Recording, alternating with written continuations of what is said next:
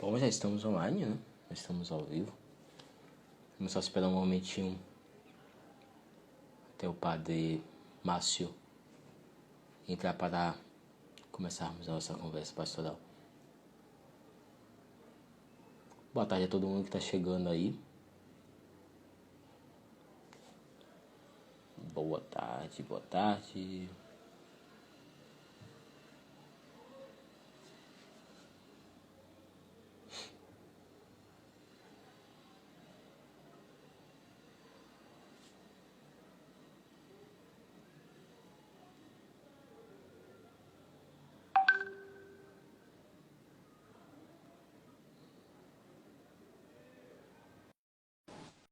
Vamos esperar aceitar. Olha, minha filha Maria, coisa linda. Conectando. Pronto. Pronto. Conectou. Boa tarde, padre Márcio, tá bem? Como está o senhor? Boa tarde. Tudo bem? Na paz de Jesus. Maravilha. Que mal nos pega, né? Estando em casa. Pois é. Nenhum. Já estou vendo aí os Maravilha. coroinhas de Santa Dulce entrando para poder participar. Que beleza. É, tem bastante gente já entrando aí. Olha, amanhã pedindo a benção, padre. Então, padre, hoje, nossa conversa pastoral, né? Vamos conversar um pouco embolado, parece, mas podemos desembolar ele aqui na nossa conversa, né? Pandemia, nós estamos vivendo já há praticamente 4 meses. Então, vamos ficar no quinto mês já. Estamos reclusos dentro de nossas casas. Saímos dessa nossa vida conturbada, moderna, de metrópole, com engarrafamentos toda hora, barulho, zoada. Passamos a estar dentro de casa, né? Passamos a ter essa vida de reclusos, praticamente presos dentro de nossas casas. Praticamente igual aqueles presos que estavam lá na época de São Tarcísio, mas privados da Eucaristia. E São Tarcísio, quando vai levar a eles as hóstias consagradas, né? A comunhão, é pego, é morto. Ele diz uma frase interessante, que ninguém vos tirará do meu peito. A gente nessa pandemia, padre, como podemos também proclamar essa mesma frase, que ninguém vos tirará do meu peito? Ninguém tirará esse amor de Jesus, esse amor de levar Jesus de nosso peito. Como você bem disse aí, o tempo de tribulação se assemelha, né? Claro que cada um com seu contexto histórico, mas digamos que a separação dos fiéis com a Eucaristia se assemelha bastante ao contexto de São Tarcísio. Então, os cristãos, em sua época, ficavam reclusos, né, não podiam se identificar, não podiam celebrar culto de maneira aberta. Então, essa experiência não era tão fácil, né, como hoje a gente poderia dizer. Né? Quantos cristãos estão afastados da Eucaristia de maneira física, né, na espécie de pão, na espécie de vinho consagrados. Então, esse afastamento da Eucaristia pode provocar um esmorecimento na fé. Mas, ao mesmo tempo, a gente também precisa se lembrar que o efeito da Eucaristia em cada pessoa permanece, o efeito é eterno. Então, aquela Eucaristia comungada da última vez que cada pessoa celebrou, né, junto com a comunidade, aquela Eucaristia ainda está produzindo efeito no coração de cada pessoa. Então, quando São Tarcísio proclama essa palavra, né, ninguém vos tirará do meu peito, eu diria que nós podemos transformar esse pedido de São Tarcísio como uma jaculatória hoje, né? E aí eu poderia até me dirigir para cada coroinha que está participando dessa live, eu poderia dizer isso, né? Vamos transformar este pedido de São Tarcísio em uma jaculatória. Dizer assim, Senhor Jesus, ninguém será capaz de tirar a sua presença do meu coração, né? A sua presença eucarística, comungada de maneira piedosa, né? Cada uma vai se preparando de sua maneira, né? Da maneira mais adequada possível, e a resposta que cada um pode oferecer a Jesus é justamente isso, né? Trazê-lo sempre perto do coração. E pedindo, claro, a graça de, daqui a pouco, né? Quando as medidas se flexibilizarem um pouco, cada um poder participar a partir das escalas de suas paróquias, né? A partir das dinâmicas próprias de cada paróquia, poder voltar a participar da Eucaristia. Ainda mais agora, né, que o nosso prefeito pôs esse futuros decretos, né, com a abertura das nossas igrejas, nossas comunidades através desses planos que Deus queira que reduza. Mas nesse aspecto, o senhor até nos está ensinando de que essa ejaculatória e que pedindo ao bom Jesus que ele não saia, né, de nós, que ele não tenha essa, que nós na verdade não criemos esse distanciamento. Hoje em dia dentro de casa, padre, nós muitas vezes não proclamamos isso muito bem, né? Por estar acomodados dentro de casa, como a gente fala, como falávamos na primeira conversa, por acomodarmos dentro de casa, estarmos nessa tranquilidade, entre aspas, de estarmos no meio de família.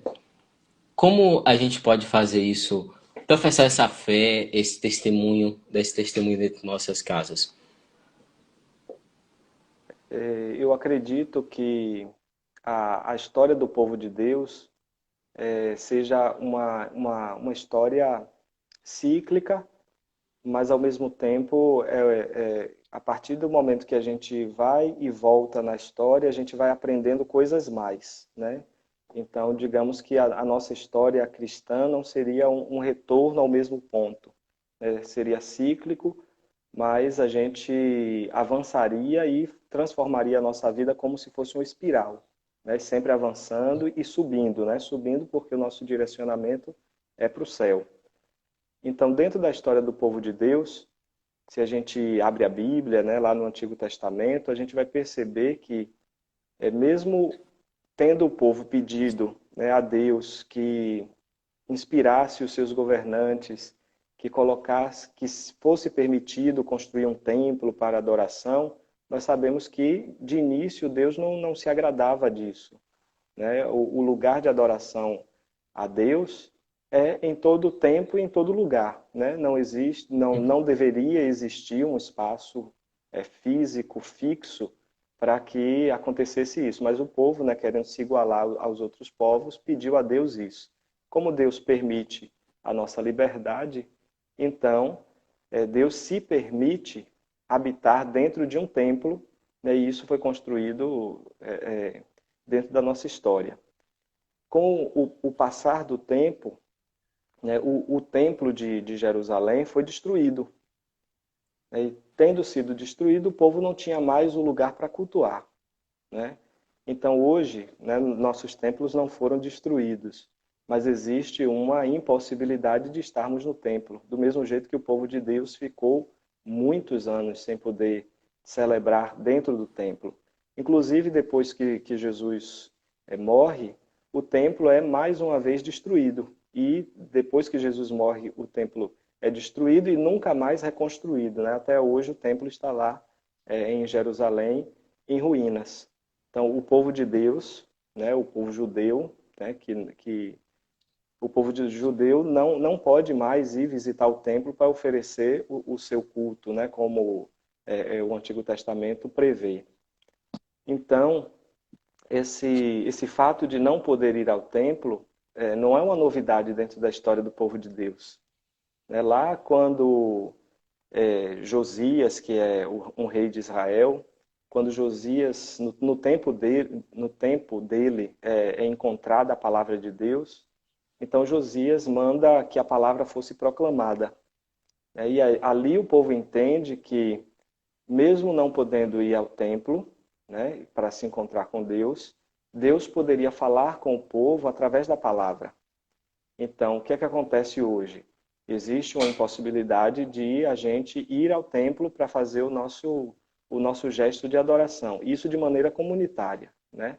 Porque de maneira individual, cada um, a partir da igreja que esteja aberta, dos horários que sejam permitidos, cada um individualmente pode sim ir ao templo para fazer o seu gesto de adoração a Deus de maneira individual, né?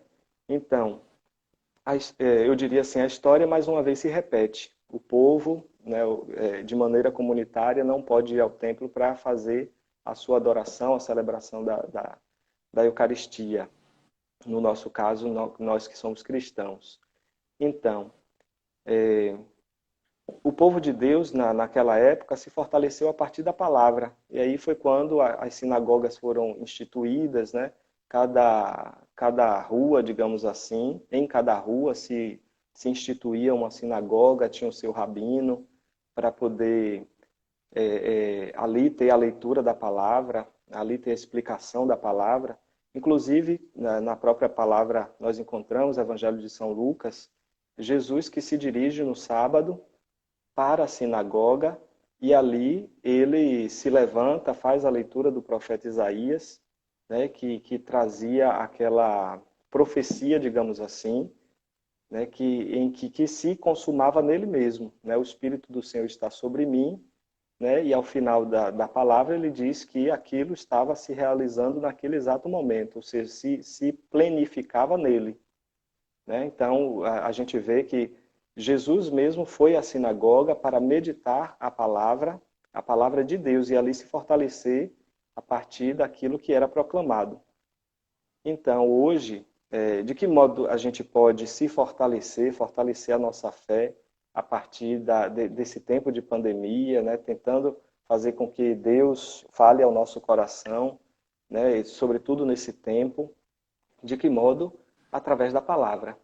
Nós não podemos ir fazer o nosso culto de maneira comunitária no templo, mas cada cristão católico, católico de verdade, é claro, que tem a palavra de Deus em sua casa, tem a Bíblia em sua casa, né? A igreja nos presenteia com a liturgia de cada dia, né? Com a liturgia diária, e a liturgia de cada dia fala mesmo ao nosso coração naquele dia, né? Então, mesmo não podendo ir ao templo, os cristãos podem sim se alimentar do mesmo jeito que dentro da nossa história, os nossos pais na fé, aqueles que já nos antecederam na experiência judaica, né, eles se alimentaram da fé a partir da própria palavra, né, a partir da Torá, os 5 primeiros livros da Bíblia. Ali cada pessoa, né, entendia que Deus falava a partir do que foi revelado para Moisés. Né? E o que Deus revelou a Moisés é a palavra dele, é a palavra de Deus. Então Deus fortalece, alimenta o seu povo, né, e continua fortalecendo, continua alimentando o seu povo através da palavra. Então hoje a gente não pode comungar, digamos, né, não pode comungar na celebração comunitária da Santíssima Eucaristia, mas a gente tem meios, né? A igreja hoje se reformulou, né, para atingir os fiéis de maneira virtual, né? E, aliás, já era uma crescente no nosso tempo, nós já tínhamos celebrações televisionadas, já tínhamos celebrações pela rádio, celebrações pela internet, isso tudo já acontecia, né? Mas a pandemia favoreceu que cada paróquia, né, cada igreja, aquelas igrejas as mais, digamos assim, escondidas, no sentido de não muito conhecidas, essas comunidades começaram a entrar nas redes, e eu diria, né, um tempo muito fecundo para a igreja católica, para os fiéis, porque digamos, a promessa de Jesus se cumpriu, né? Mais uma vez entre nós. As portas do inferno não prevalecem sobre a igreja, não prevalecem sobre a nossa fé. Então, o que é que acontece com isso? O Espírito Santo ilumina, né, as nossas lideranças, os nossos pastores, e iluminando os nossos pastores, eles vão ajudando toda a comunidade a fazer a experiência de fé e se fortalecer a partir da experiência que faz.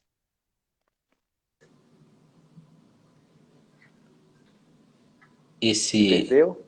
esse, Não, é porque eu pensei que tinha travado, que para um pouco assim, porque o microfone do seu pai, de vez eu fico até atento que pode ser um ponto. Não, e que interessantíssimo, né? Puxa esse aspecto da nossa vivência, né? Judaico-cristão, né? Nós somos, né? Cristo é judeu. E dessa passagem toda de lá para cá.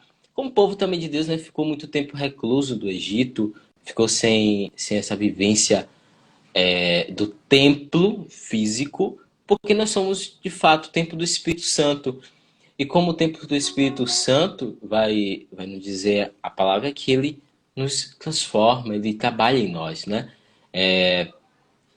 Tem uma mensagem, né, do Papa Francisco. Ele fala que as redes sociais hoje em dia, como você estava falando, de fato deram uma dimensão àquela pequena igrejinha que pode estar bem distante, lá nas catacumbas, a uma dimensão universal, mundial, né? E hoje a igreja celebra um santo particularmente, né, que podemos estar socializando essa nossa reclusão, esse tempo de pandemia, esse nosso afastamento, a São Bento. São Bento saiu de uma cidade que na época era uma metrópole, né, dos tempos dele, Roma, onde foi dado a seus estudos, para ir para as montanhas, para uma gruta, para vivenciar, para viver a vida cristã numa gruta. Por que nós hoje temos tanta dificuldade, Padre, a proclamar essa vida cristã, né? A proclamar esse Cristo vivo em nossas casas, que até hoje em dia tem mais acessibilidade, muito mais acessibilidade, do que naquele tempo de São Bento, naquele tempo de São Tarcísio, que não tinha nada desses nossos recursos para estar mais perto da palavra de Deus, mais perto da Eucaristia, mesmo virtualmente. Eu diria que cada tempo tem sua exigência, né? Na época de São Tarcísio, o modo de testemunhar a fé, de reconhecer que aquela pessoa de fato acreditava em Jesus, né? O modo de testemunhar era o martírio.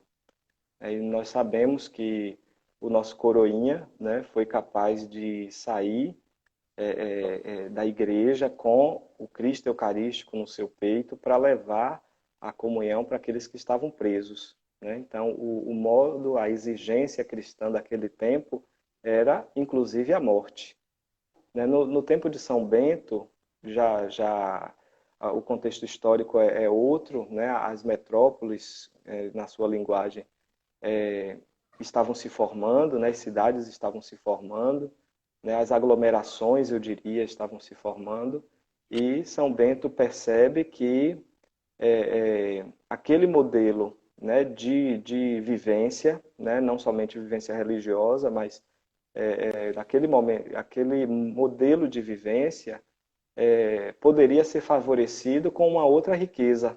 Eu diria assim, andar na contramão. Né? E eu gosto muito de falar esse termo. Então, São Bento vai na contramão das aglomerações e parte para uma vida eremita, né? Que não é novidade na experiência de fé. Né?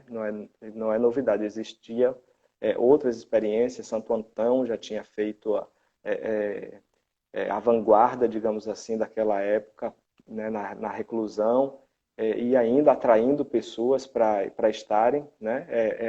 É meio paradoxal isso, porque ao mesmo tempo que aquela pessoa se deseja estar só para estar com Deus, né? E aí a pessoa não está só porque está acompanhada com Deus, né? Ao mesmo tempo, esse estilo de vida que vai na contramão de tudo causa um encantamento em outras pessoas e elas terminam se aproximando, né? Então, não é um estilo de vida sozinho como muitos imaginam, né? Que nos mosteiros se vive sozinho. Ao contrário, se vive de maneira comunitária, mas, sobretudo, o principal companheiro é Deus, o que também acontece no nosso contexto atual, né? Mesmo aglomerados, mesmo nesse modelo de cidade que nós temos, né? É possível fazer uma experiência com Deus assim, até porque, por exemplo, onde Jesus andava, né, era um ambiente rural. A linguagem de Jesus é uma linguagem rural, é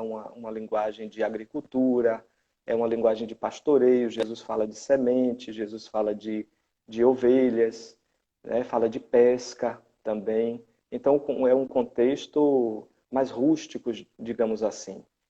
À medida que o Novo Testamento vai avançando, chega a São Paulo e traz um outro modelo, uma outra linguagem. Né? São Paulo fala de edificações, São Paulo fala de cidade, ou seja, a experiência cristã vai respondendo a cada tempo. Né? Deus é eterno, né? Isso aqui não é novidade para ninguém. Então, Deus vai falar sempre à medida que a história vai avançando. Então, falou naquele tempo, continua falando hoje, né? Então, nesse tempo, olhar para São Bento, eu acredito que seja também desejar andar na contramão do mundo, né? Porque enquanto o mundo favorece a aglomeração, e o mundo aqui se entenda no melhor sentido da palavra, né?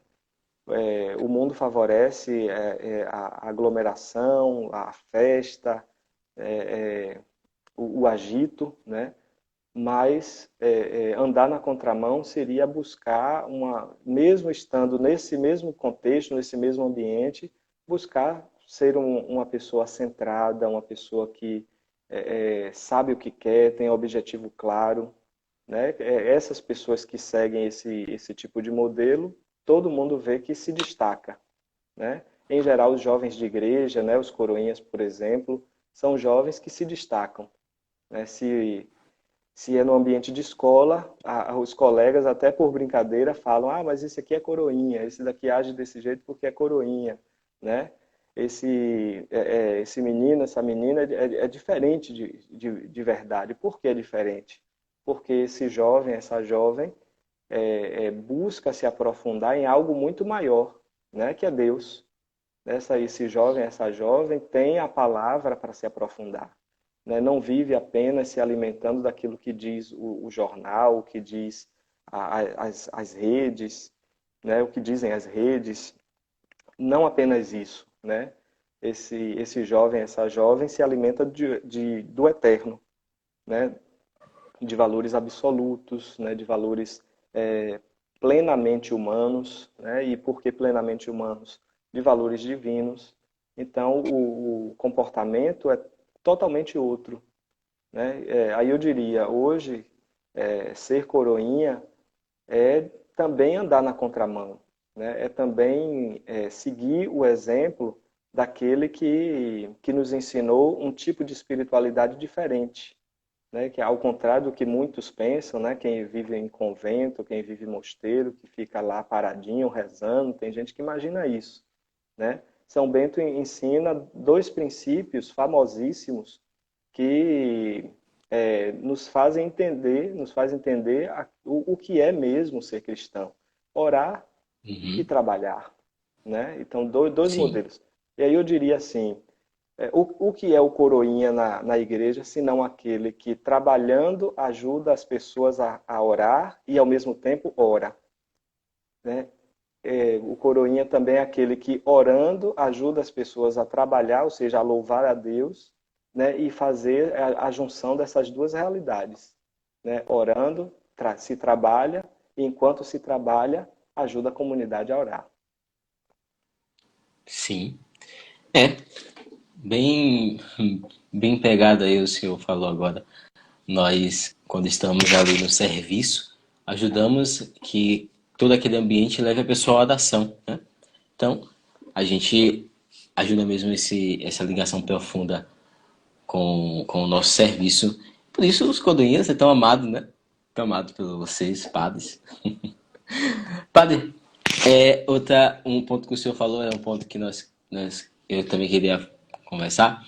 Muitas vezes nós estamos, muitas vezes não, agora estamos de fato dentro de casa por obrigação. E acontece o seguinte, nós estamos ligados agora na nossa televisão, todo dia assistindo, e só vem essas notícias de coronavírus matou hoje 1.000, matou 1.500, outro país matou não sei quantos. E vemos também a taxa de mortalidade entre os jovens é baixa. Mas mesmo assim ainda nos atinge, porque nossos pais não são da nossa idade, por exemplo, já estão 50, já estão 60, nossos avós, que muitos ainda têm avós vivos. Então nós temos esse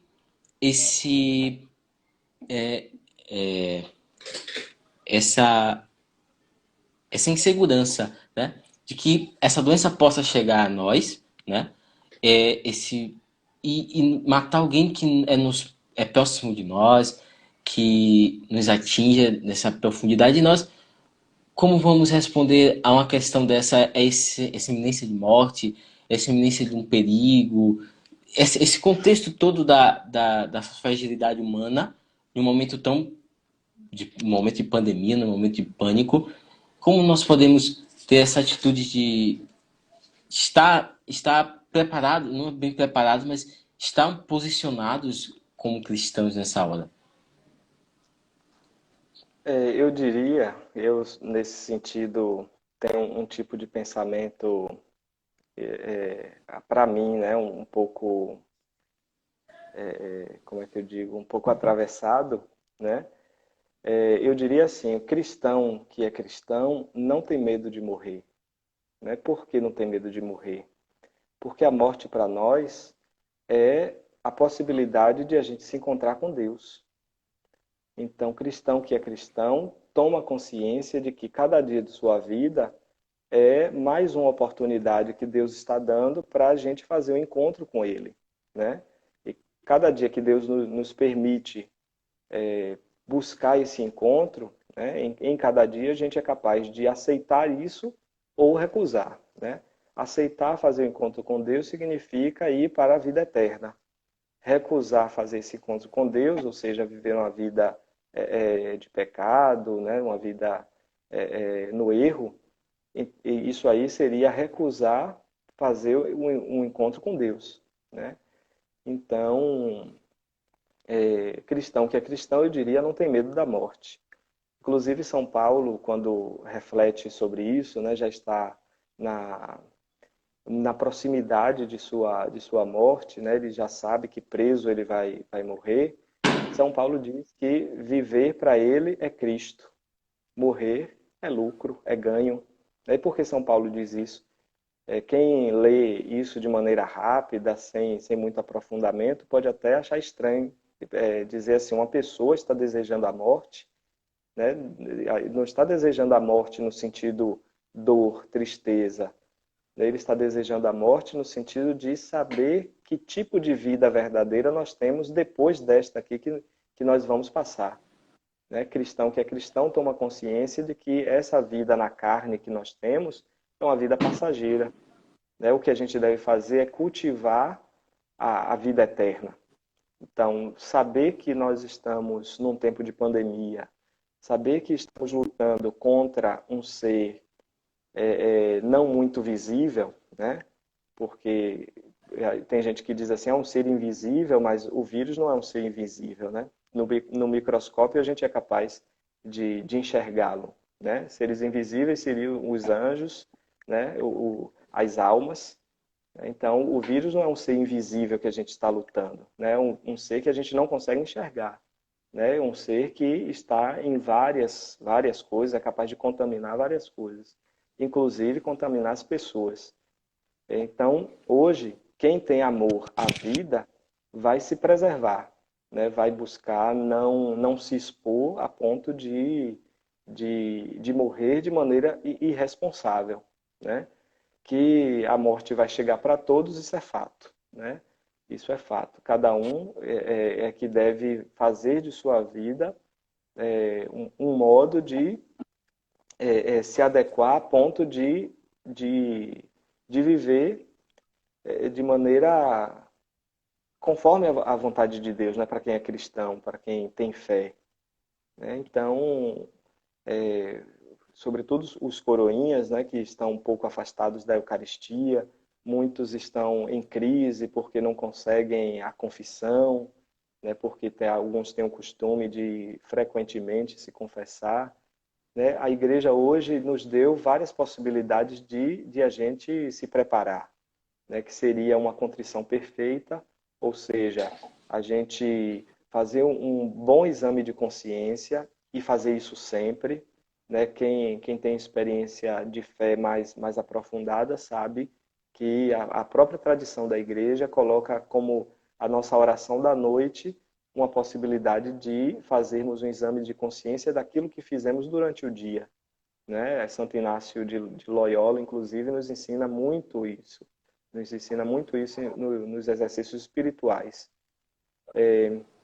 Então, fazendo um exame de consciência, se reconhecendo o pecador cada dia, reconhecer o pecado que cometeu e pedir perdão a Deus, isso na impossibilidade de celebrar o sacramento da penitência, então esse cristão está devidamente preparado. Preparado para quê? Preparado para viver, né? Seja nessa vida, seja na vida eterna, né? Então, o cristão hoje fazendo uma contrição perfeita nesse tempo de pandemia é capaz de receber o perdão de Deus. É claro que superando esse estágio, né, todos nós, né, precisaremos buscar viver o perdão de Deus através do sinal que Jesus deixou, que foi o desligar na terra e desligar no céu, que é o sacramento da penitência. Então, um dos modos de se preparar de maneira religiosa é esse.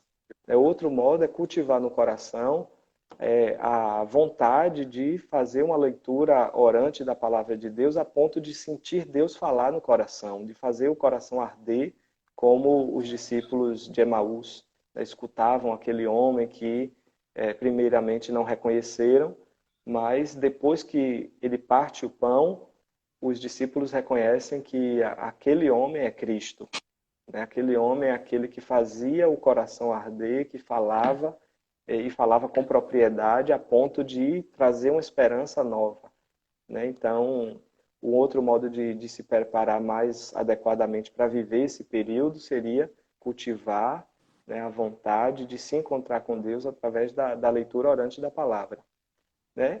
E os meios virtuais também ajudam a comunidade a se encontrar, né? Quantas paróquias hoje são capazes de fazer transmissões ao vivo das Eucaristias, né? Grupos de catequese, e até me envaideço o nosso grupo de catequese, de crisma, assim, né, periodicamente comigo, mesmo nesse tempo de pandemia, né, fazendo a catequese acontecer, né? Não estão desprezados, digamos assim, né? Os cristãos não são prezados pela igreja, graças a Deus, né? E, como eu disse no início, os pastores, com sua inteligência, né, com a iluminação do Espírito, os pastores estão sendo capazes de iluminar, né, os sacerdotes, diáconos, para ajudar a comunidade a continuar crescendo, né? E isso é bastante importante nesse tempo. Verdade, padre.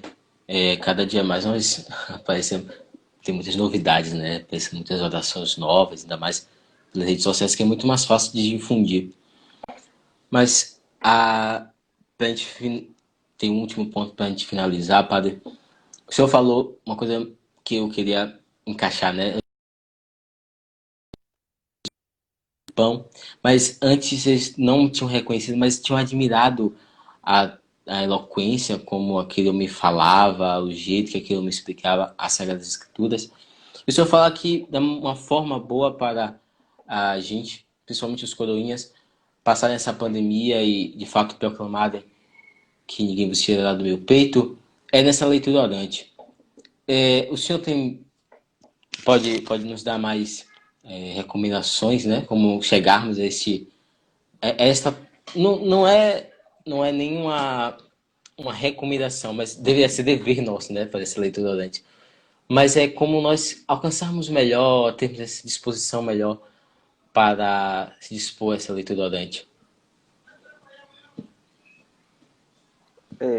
Primeiro, eu acredito que, como eu tinha dito agora há pouco, que é cultivar no coração a vontade, né? Porque sem vontade, nesse primeiro momento, para quem não tem o costume de fazer uma leitura orante, né? Sem a vontade fica um pouco mais difícil. Então, primeiramente, cultivar a vontade de querer escutar Deus, né? E pedir que Deus fale, né? Deus, como eu disse também, permite a nossa liberdade. Então, se a gente não quer que Ele fale, Ele respeita a nossa a nossa vontade ali, né? Então ele deixa a gente livre. Mas se a gente pedir que ele fala de diversos modos, né? Inclusive na carta aos Hebreus, nós encontramos essa passagem, né? Deus fala aos corações de todos os cristãos, de diversas formas, né? Falou através do seu Filho, Jesus Cristo, e continuará falando, né, aos corações de cada pessoa. Aqui eu não estou falando o texto de Hebreus literalmente, né, mas uma interpretação dessa palavra.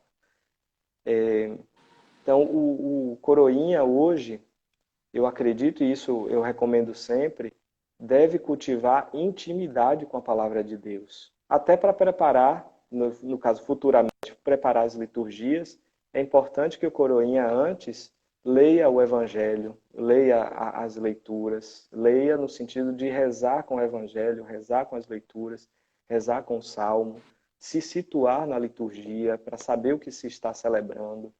Então, um coroinha que cultiva esse tipo de intimidade, tenha certeza que ajuda toda a comunidade, não somente o sacerdote da paróquia, não somente o sacerdote, não somente os outros ministros do altar, mas o coroinha ajuda toda a comunidade de fé a rezar, porque sabe o que está celebrando, né?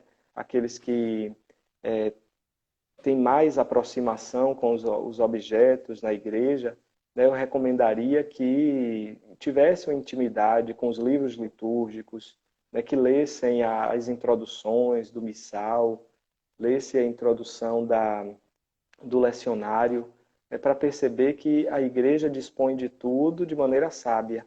Né? Tudo na igreja é uma oportunidade de a pessoa aprender a ser de Deus. Né? Então, voltando ao assunto, a leitura orante vai ajudar a cada pessoa, vai ajudar o coroinha a, primeiro, se enriquecer na fé, né? E enriquecido, no caso, preenchido de fé, o coroinha transborde de fé a ponto de atingir as outras pessoas da própria comunidade, né? Da sua família dentro de casa, dando testemunho da palavra que estuda e celebra, né? E aí vai existir um outro tipo de comportamento, outro tipo de atitudes assumidas, né, que vai fazer com que o coroinha se disponha. Né? E aí eu poderia dizer assim, como é que um coroinha pode fazer a leitura orante da palavra? Primeiro, escolher dentro de sua casa, né, o melhor lugar, o lugar que aquela pessoa se sinta mais confortável possível. Né? Talvez no próprio quarto. No quarto, sozinho, né? Aquela pessoa vai arrumar um espaço, né? Arrumar o espaço para rezar, colocar uma Bíblia, talvez uma vela, né? Ou um terço, arrumar uma coisa bonita assim para permitir que Deus fale.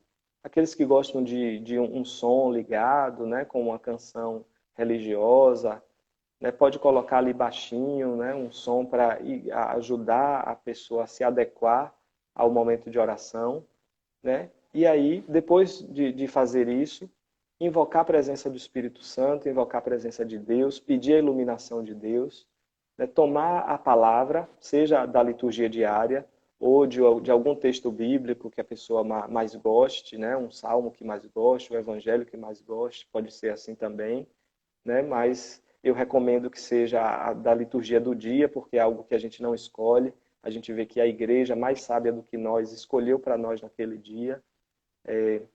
E aí, a partir da leitura, depois de ter pedido a iluminação do Espírito, ler a palavra de Deus e, terminada a leitura, começar a meditação. E o que seria essa meditação? Perguntar a Deus, o que é que o Senhor, Deus, quer falar comigo a partir dessa leitura? E tenha certeza que Deus vai falar. Cada coração que vai cultivando nessa intimidade, cada dia mais vai ouvindo de maneira mais clara a voz de Deus. E ali vai meditando, numa outra linguagem, a gente diria ruminando, né? Vai mastigando aquela palavra e perguntando a Deus, o que é que o Senhor quer de mim, né? A partir dessa palavra? O que é que o Senhor quer falar? como o Senhor deseja falar comigo nesse momento de tribulação que nós estamos vivendo, e tenhamos certeza de que Deus vai dar uma resposta, né? Seja nessa oração ou em outra oração. Às vezes a gente vai ruminando, ruminando, e talvez a resposta que a gente desejou hoje venha depois de amanhã, né? Tudo é uma construção, né? Cada dia uma etapa nova. E aí, depois de meditar, terminar esse estágio fazendo a oração, talvez de agradecimento a Deus. Dizer a Deus: "Olha, muito obrigado por ter me dito esta palavra, né? Muito obrigado por ter revelado isso para mim." Né? Ou pedir a Deus a graça: "Olha, Senhor, eu identifico que isso que eu estou vivendo, eu ainda não sou capaz, não tenho forças tamanho para poder suportar." E, desse modo, a gente vai interiorizando aquilo que Deus deseja para nós, e aí, agradecendo ou pedindo, né? Eu diria assim, a leitura orante é uma conversa, digamos, um bate-papo de amigos. Eu inicio o bate-papo, né? Eu inicio o tema. No caso, Deus inicia conosco, porque Ele traz o tema, Ele traz a palavra, né? A gente conversa e, ao final, a gente se despede. A despedida seria a palavra de oração, seria o agradecimento, seria o pedido. Então, eu traduziria isso para os meninos e meninas, os mais jovenzinhos, que a leitura orante não é nada difícil, não é nada fora do normal, né? É um colóquio, uma palavra que a gente tem com Deus, né? Um bate-papo que a gente tem com Deus, né? E aí Deus vai falando com a gente vai falando com Deus, e todos nós vamos nos fortalecendo nessa experiência de intimidade, né? Acho que a palavra que fica, enfim, da leitura orante seja isso: intimidade com Deus. Excelente. Magnífico o que o senhor propôs hoje para nós. Agora, a pergunta que eu estou fazendo a todos os padres: e aí na paróquia do senhor, padre, como estão os coroinhas nessa pandemia? Que mal vai para a coroinha de Padre Márcio, né? Que mal vai, né? Alguns estão assistindo aí, né? Eu estou numa fase ainda de conhecimento, né, da paróquia, das pessoas, né? É a paróquia mais nova de Salvador, né? Então a gente tem crescido muito, né? Uma das primeiras pastorais que eu fiz encontro foi a pastoral dos coroinhas, né? Para eles me conhecerem, saberem que eu gosto muito de liturgia, né? Que eu gosto muito de estudar a liturgia, e esse estudo é um estudo partilhado com coroinhas, com ministros, né? Então foi uma das primeiras pastorais que fiz encontros. Depois veio a pandemia, a gente teve que se separar um pouco, né? Mas agora, né, nesse mês, nós tomamos a decisão de reinserir aqueles coroinhas que podem estar conosco, né? Os que não são de grupo de risco, né? Então, nós mandamos uma mensagem para os coroinhas se inscreverem, né? Aqueles que podem estar conosco, e nós estamos fazendo escalas, né? Sempre com o mínimo, né, de coroinhas, né? A gente pede que estejam atentos às medidas, né, para evitar contágio, né, e evitar que eles se contaminem, né, mas que também não deixem de servir, né? Hoje usam máscaras, sempre de máscaras na missa, né, mantendo a distância, fazem o serviço e saem de maneira imediata, só permanecem próximo do padre, do diácono ou do ambiente do presbitério apenas naquele exato momento do serviço, né? Então, enquanto serviço, nós estamos reinserindo os coroinhas, né? De outro lado, eu acredito que o modo como nós estamos conduzindo, né? De vez em quando eu mando algum vídeo no grupo dos coroinhas, né? Vídeo sobre liturgia para animá-los, algum tipo de formação, né? Através de vídeo, aquilo que já existe pelo YouTube, mando para eles. Possivelmente eu pesquise algum texto e mande para eles. Eu estou sempre procurando ter contato, né? Porque nesse período de distanciamento, né? O de distanciamento físico, a gente precisa se aproximar virtualmente, né? se aproximar virtualmente. Então, o que eu tenho buscado fazer com os meus coroinhas é isso, me aproximar virtualmente, agora permitindo, né, vem aí a trezena de Santa Dulce, né, vamos precisar de muitas mãos para poder nos ajudar, né, nesse período, né, o máximo de coroinhas possíveis eu vou tentar inserir, né, no contexto do trezenário, né, nós vamos viver isso, graças a Deus, né, nós vamos, a partir do dia 1º de agosto, a gente vai viver isso, né? Depois vou conversar com eles de que modo a gente vai celebrar o dia de São Tarcísio, né? Se eles estarão disponíveis, né? E aí ser uma celebração para coroinhas e ministros, possivelmente, né? Dentro dos padrões restritivos, né? E aos pouquinhos, conforme o governo vá nos ajudando, né? Aos pouquinhos a gente vai reabrindo para o máximo de pessoas que for possível, né? Para todos poderem celebrar com a gente, né? Então eu espero que estejam todos bem, com saúde, né? A partir dos contatos que a gente vai fazendo, percebo que estão animados, né? Existem outros jovens que estão animados a querer ser coroinha, né? Apesar do distanciamento, porque eu acredito que o que mais aproxima é justamente a presença, o encantamento, né? A leveza da liturgia, o modo como se serve, né? Isso tudo vai encantando os que ainda não são, né? E os mais jovenzinhos que aos poucos vão desejando ser, né? Uhum. É, estamos já nos nossos últimos minutos, como tinha combinado, né? Uns 50 minutos da nossa conversa. Quero, primeiramente, pedir obrigado ao Senhor, dizer obrigado ao Senhor, e pedir uma coisa: deixe para nós uma mensagem final e nos abençoe depois. Eu gostaria de dizer que aos coroinhas que perseverem nessa etapa que estão vivendo, né? É novo para todo mundo, dos mais idosos até os mais jovens, tudo isso que a gente está vivendo é muito novo, né? E a gente precisa ir adquirindo uma espiritualidade tal que faça com que a gente supere. Então, cada coroinha possa se fortalecer a partir do encontro com Deus, como eu disse na palavra, né? Aqueles que podem ir à igreja comungar, aqueles que comungam da Eucaristia, né? Possam se fortalecer. Logo, logo, né? Esperamos em Deus que isso passe, né? Poderíamos fazer uma grande corrente de oração de todos os coroinhas da Arquidiocese, pedindo a Deus a superação dessa pandemia, né? E que tenhamos essa vitória, né? Pela intercessão de São Tarcísio, Santa Dulce dos Pobres, nossos santos de devoção, os santos mais jovens, né? Que ajudam a dar esse testemunho. Encerro com a bênção, né? De Deus, que seja esta bênção seja uma proteção sobre a vida de cada um, sobre a vida da família de cada um, dos seus ideais, dos seus sonhos, aquilo que planejam para a própria vida, sobretudo aqueles que já estão na etapa de decidir o que quer da vida.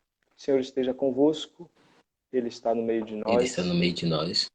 Abençoe-vos o Deus Todo-Poderoso, Pai, Filho e Espírito Santo. Amém. Amém. Muito Bom final obrigado, de Padre tarde para Márcio. todo mundo. Muito obrigado, Padre Márcio. Muito obrigado a vocês que assistiram até agora. Sábado que vem temos de novo com o Padre Eliomar. Muito obrigado. Tchau, tchau, Padre Márcio. Tchau, tchau.